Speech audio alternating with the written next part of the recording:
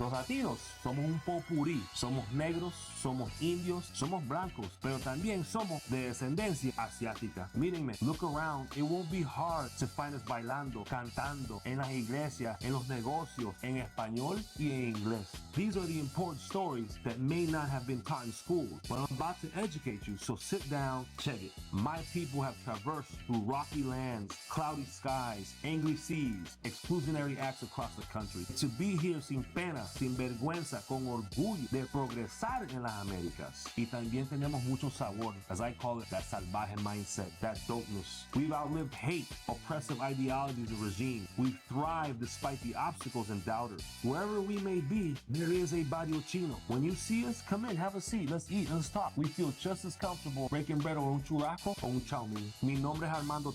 I'm a chef, author, a speaker, a businessman, but I'm most honored to be el hijo de Armando y Blanca. Pero today in Barrio Chino, I'm going to be your guide. Síganme los lindos and gente fea, y'all welcome too. The Latino Asian community in the U.S. is often misunderstood as a homogenous group. Pero la realidad es that their ancestors come from all over Latinoamérica, leading to a mix of Spanish, indigenous, African, Jewish, Muslim, and Asian heritages. Welcome back to Barrio Chino. I'm Armando. On this episode, celebrating our traditions. And today, we honor our identities by preserving our culture. On this episode, I'm sitting down with Ani, a successful restaurant owner, actually pause, restaurants, plural. And we talked about how she maximized the opportunity to doble cultura into a successful business model. Thank you. Tell me what I'm gonna be eating today, because this smells so good. All right, so here we have, these are actually like my favorites on our menu. This is gonna be our imperial rolls or chayo, which is Vietnamese egg rolls wrapped in rice paper. This is my mom's recipe. Then we have our ceviche, which is one of our like more modern Vietnamese takes on food, which has nuoc cham, lime, mixed seafood, herbs, and stuffs. And then we have summer roll, super traditional summer roll, hoisin sauce. And then on the bottom, you've got pork, shrimp, noodles, herbs. And then here we have our edamame hummus with a little bit of like lemongrass chili oil, fresh herbs, and crispies with tostones. You used to serve those with different chips. We used to serve them with the rice chips, but because we segued into a more Latin inspiration. So right now we like call ourselves modern Vietnamese because it's a fusion of Vietnamese recipes, Latin flavors, or Latin inspiration, and Cajun flavors. So the majority of my Chinese growing up was through tradition or foods. So those rice, what do you call them? The rice crackers. The rice crackers, we love those. Right. So I remember when I first came here, I was like, oh, this is great. I was calling my brother. I'm like, yo, we're eating all this. Because we would only get it when we go to the Chinese aunts, my mother's aunt's side. Right. You know what I mean? But anyways, so talk to me about who you are.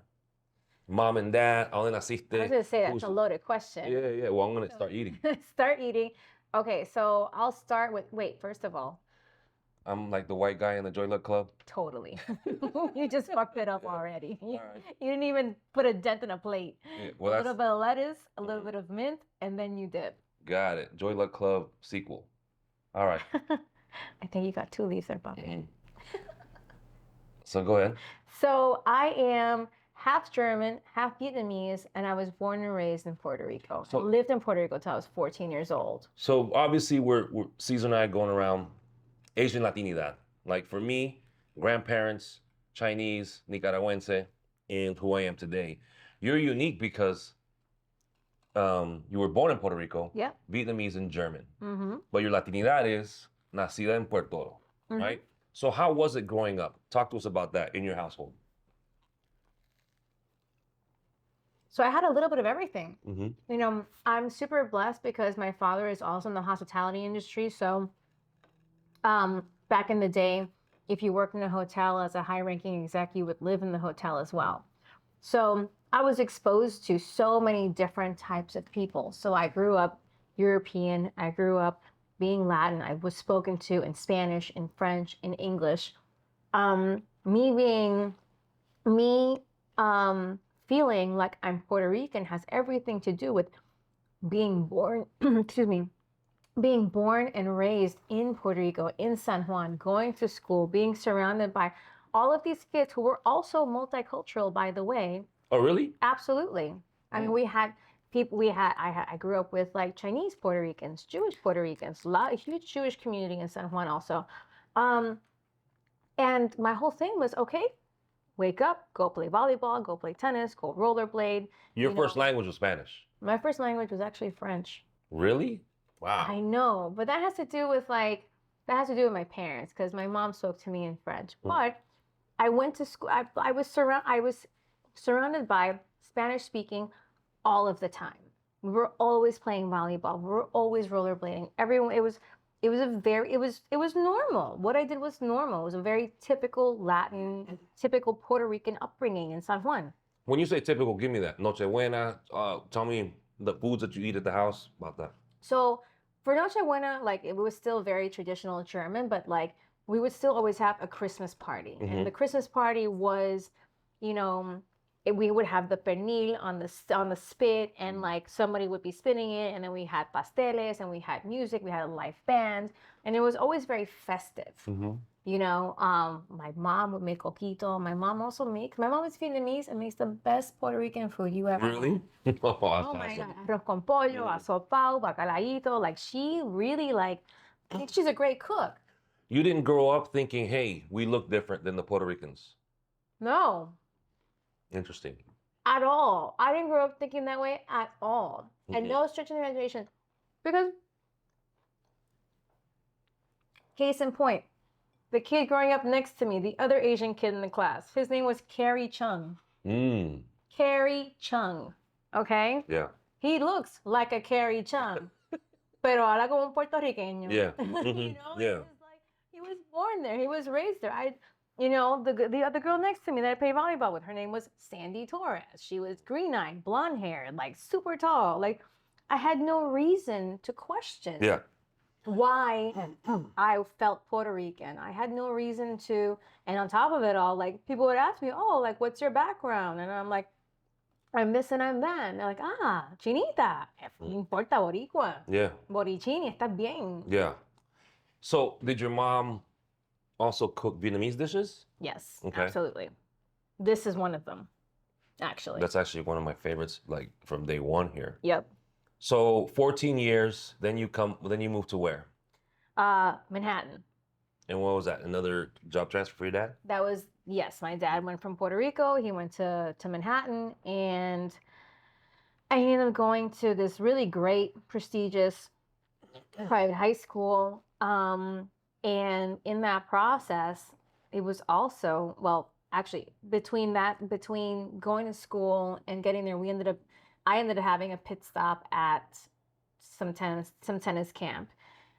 Tennis camp? Tennis camp. You're definitely one of the classiest guests we've had.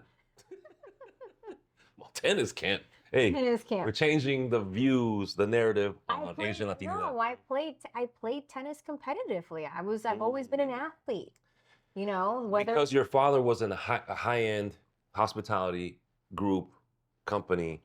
It's just you're raised with different. I don't want to call it traditions, but you're raised differently. Raised differently, Yeah. completely. Just with the different range of exposure and Yes, that's what it is. a different type of exposure, but then also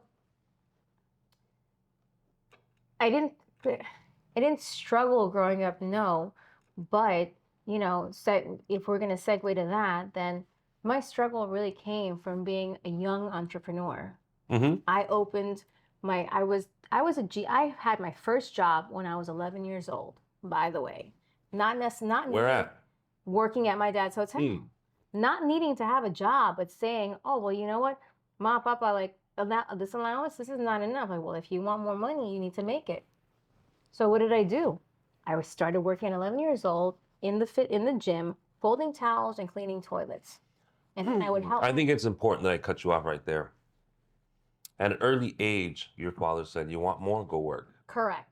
In today's society, it's unheard of. They're called child services, right? Yes. My mother said, if I'm going to give you allowances, you're going to have to work for it. And that gave me responsibility. at a young age? So my allowance was already based on chores. I already had to make my bed every day, make sure that my room was clean, and clean the bathroom every single day before my parents even gave me a dime, first of all. And then second of all, the dime wasn't big enough, so I wanted the quarter. So he said, go get a job. So I was 11 years old, working in the fitness center, folding towels, cleaning saunas and toilets. Yeah. Let's think about this now, because most 20-year-olds won't clean a toilet. No, 100%. No. Right? And I was 11 and I was a child. And then from there, I helped my mom in her store also. And so, of course, I was too young to handle adults. So she would say, just lock the door. So I would lock the door behind them. And I would have like women in my mother's boutique with the door locked, giving them all of this stuff, having them try it on. And they would walk out spending $1,500 on bathing suits and lingerie. Yeah. In That's crazy. 1993. Okay, so imagine that. That's a lot of money at that time. And then when we moved to the States in 1994, after, well, I'll go back to like that whole like tennis camp thing. But in 1994, that was the year where there was this huge hotel strike in Manhattan. And the hotel that my dad was working at was short-staffed. And I'm like, what am I going to do here? Yeah. I don't know what I'm doing. I'm new to this. Fuck it, put me to work.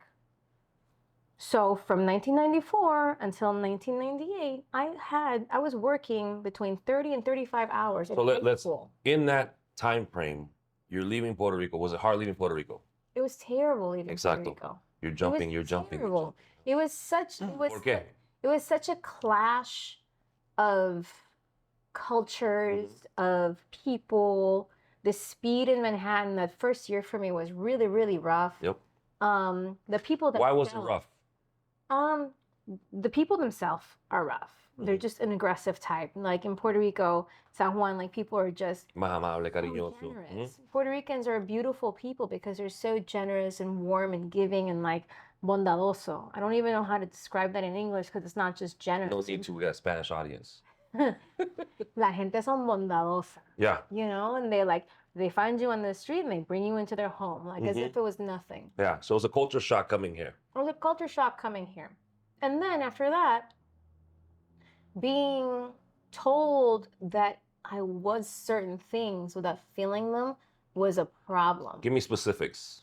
So, you know, hindsight's 2020. I can describe this now way more eloquently than back then. But this country has a need to check every box. 100%. Even back then. I think it was, yes, even back then. It's challenging now, but back then as well. So if you are this, then you are that, check. If you are this, then you are that, check. But there was no room for being all of this. So when I got here, it was the first time going to school. I signed up for the Latin club. I walk in. Mind you, that's what it was called. I used to do that so I can get better grades. And then, so the lady leading the Latin club, her name was Señora Rothstein. Yeah, mine was Ann Wittig. Okay. Una gringa, judía, cubana, skinny, really, really white, like dark hair, but she was incredible. She was such a beautiful woman. Anyway, so Señora Rothstein leading the Latin club. And so I go into this thing and like I never really feel like I'm super accepted. And then I get into like this tiff with this girl. And she's like, then she says to me, she just comes out her face. She's just like, I don't even know what the fuck you're doing here. She's like, you're fucking white. And I look at her and I was like, excuse me? You're white? I'm like, I'm white. Wait, your mom's white. How am I white? Well, you don't have any blood running through you. I'm part Mexican. She was, to her credit, she was Mexican and she was white Native American. And here I am, like just shocked. Yeah. Absolutely shocked that someone would tell me that I was just plain and simply white because I didn't have any Latin blood coursing through my veins. Yeah. Heaven forbid the fact that I was Or appearance. Because when you're kids, they're mean, right? So they talk, Chino, Armando, you must be Chinese. I'm like, nah, Nicaragüense, bro. I'm an ESL. I speak better Spanish than you. Well, so I spoke better Spanish than everybody in that school. Yeah. Because I would live there till I was 14 years old. Meanwhile, the kids that were in this club were multi-generational, Americans, had never been to their home country, Yep. couldn't speak the language, didn't know the music. And here I am thinking, I'm like, and I'm the white person. Mm-hmm. How you figure? My mother's Vietnamese. Yeah. My mother's the furthest thing from white. So it was really jarring. And then that began because I was ostracized from the Latin community in my school. That was when I integrated myself into other communities in my school. And that was the beginning of my identity crisis into adulthood. So, looking back at that now, how do you identify yourself? I identify myself as everything. Mm-hmm. I am Puerto Rican. Mhm. I am German. Because no I one am can tell you you're not Puerto Rican. You were born in Hell Puerto no, Rico. go fuck Te yourself. criaste, yeah.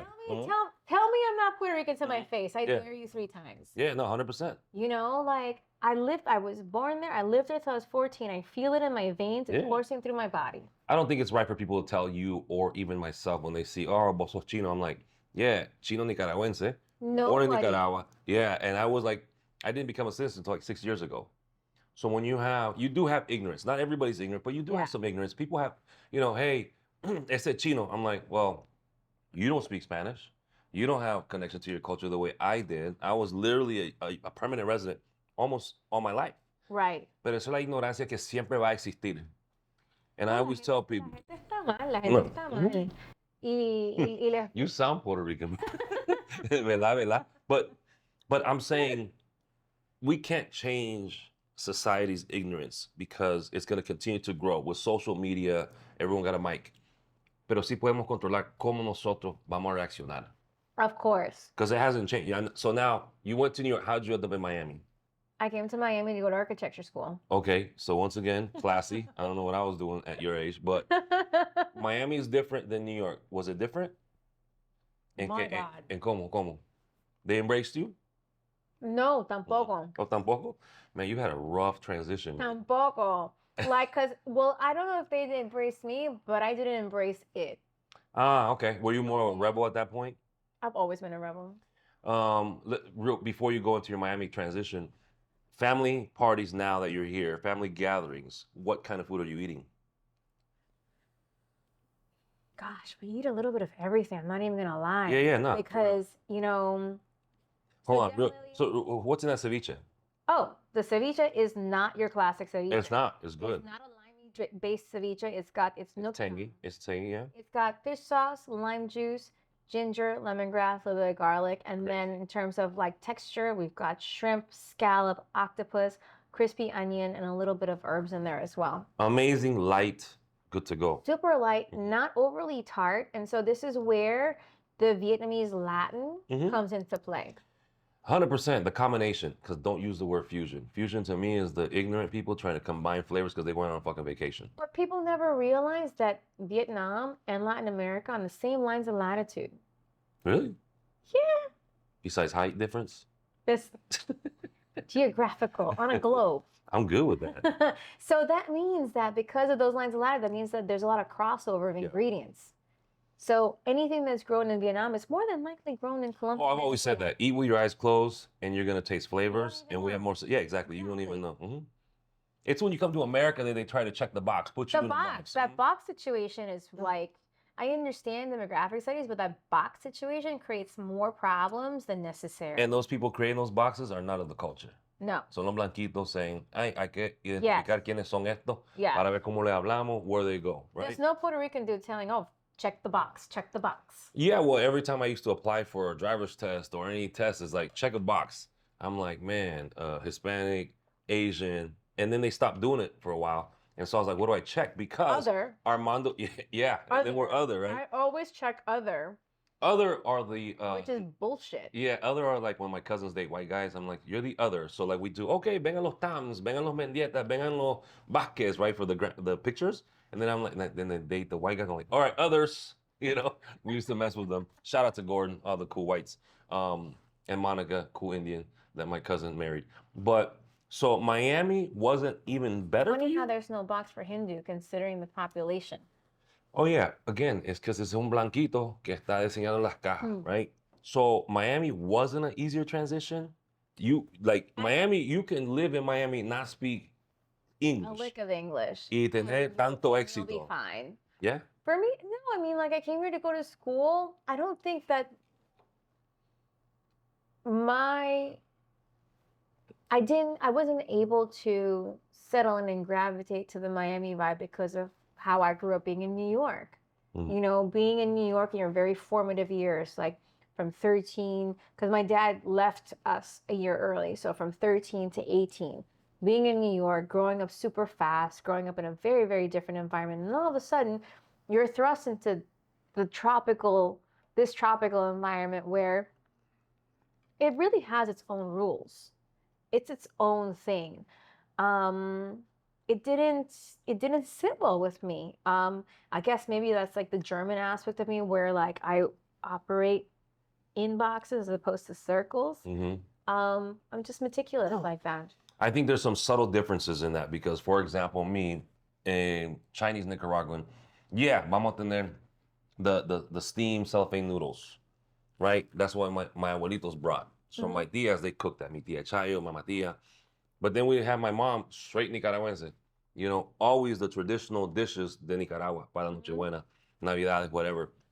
But you were, because of the hospitality business in Puerto Rico, you're más boricua que your mom and dad.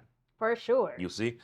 So coming to Miami, by then you had gone to New York, you're missing Puerto Rico, you go to Miami. It wasn't an easy transition. What made you persevere? Because let's fast forward to today. You have successful businesses. And you're one of the many reasons I like talking to you is because you'll always remind me the reality that it's not always just about profitability and building businesses. No. But you don't on purpose do this, but in a way, it's like you're doing what you love and you're having a very successful business. How did you get into that? Let's talk about that. So coming to Miami at first, like I said, was a very hard transition. Understanding how the city works, how the people work, is hard. And like you also need to remember that Miami is the first port of entry from any other migrant country, right? So what does that mean? They bring the good, but they also bring the bad. Yeah, I got stuck in immigration one time because my brother got held.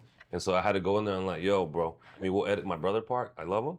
But I was like, man, this is bad. I'm a tough dude, but I'm a baby. I'm like, yo, what the? No. Yeah. You need to do more talking like this. You need more do talking like this. Okay. 100%. Bro, sometimes I'll even, that's the only time I'll DM like, yo, you don't need to be at that bullshit, right? So empowering. And I'm like, you're fucking empowering. Because you got to tell your story. It's not for telling your story. It's because we don't know what's possible unless we see it. So that's why I enjoy social media. I enjoy telling stories because I learn I don't give a shit on what I say. I have so many gems from every person we talk to, me and Cesar. Cesar's always big on Latinidad from day one. And we always thought he was kind of militant, right? Because I was like, yo, bro, we're Latinos, man, that's it. But he's trying he's a purist, like you, purist, traditionalist, God. Heaven forbid we have a Malbec out of Napa, right? So when Cesar approached on this, he taught us something different. He made me want to go talk to my mom and dad. I mean, ¿cómo llegaron los abuelos nosotros a Nicaragua? ¿Qué es lo que pasó? Because in our culture, in our era, it's not like our family's open to talk about our ancestry. So here I am at this point in my life, finally for the first time asking my mom and dad our history. And it came because, you know, Cesar is a historian junkie on Latinidad, which makes us better humans after all. Well, so check this out. My parents are Trumpers. We're gonna go there. Both my parents are Trumpers. And no matter how not white my mother is, she's even more of a staunch Trumper than my dad is. And so I find myself in the unique position where I am advocating for all of my cultures, for them to be seen, for them to be heard, despite the fact that I don't, my support system does not advocate for it. Maybe your mom doesn't see herself as a person of color. My mom doesn't. That's what made him strong. So let's look at that, right? My mom's a proud Republican. She's probably gonna get mad I even said that. But she's proud. Oh, they're Republicans. No, but they're Trump. No, voters I get that. specifically. I get that. And yeah, that's That's fine. a whole different segment. It is of a whole, world. yeah. That's a whole different. No, like, that is correct. That is correct. situation Than being a Republican. But I do think when certain parties don't reflect the communities they're serving, I question that, right? It's the culture. But strong women like your mother, my mother, and my father's and your father, they don't consider themselves people of color. Like, let's talk about this today. Today, you say chink, speak, bleep, lo que sea, right? Can you imagine how bad it was to your parents and my parents growing up? My father's not gonna let that affect the way he raised us in this country. No. Or my mother, and you know it existed. So the strength that my mom and dad and your parents had, we have to acknowledge that two things. One, they came to this country, they figured it out. Number two, they had thick skin and didn't bother. Now, it's not right, but back then, that was normal. My parents never raised me thinking that I was a minority. Exactly. Ever. Same thing with us. But we are diverse. We are ethnic. So We're ethnic. yeah, and you know, sure. I read a blog the other day that diversity has done like the worst branding. Diversity now stands for equal rights or lack of representation. When diversity now is like what you said, all the boxes, an asset, multicultures, more languages, more tradition. So whoever branded diversity in that route maybe needs to be updated, you know? Because you say diversity, it's check the box. I check all the damn boxes. Yeah, well, you're a rebel. But shout out to your mom and dad who they don't consider themselves people of color and they go by their beliefs. And I think it's okay to disagree with someone and have a conversation. Of course it is. I think But so many people have gone to the I extreme. think that is the foundation of evolution. Yeah. Being able to sit down, you're on that chair, I'm on this chair, and we can have a difference of opinion, articulate it, discuss it, talk it through, and still respect each other at the end of it. Yeah. That is evolution. That's also, 100%. and that's also compassionate.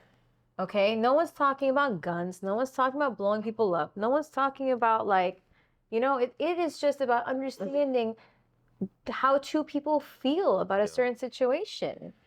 100%. But you also have to accept that not everyone's going to be like that. So find your circle, keep your crew. Look, I'd rather learn how to make those spring rolls instead of trying to buy an AR-15.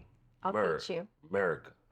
I'll teach you how to make the spring rolls, especially to keep you from buying the AR-15. 100%. I wouldn't do that. Nadie tiene el derecho to tell you who you are. And the call to action is to see your doble cultura as a superpower. You will accomplish more than you ever thought was possible.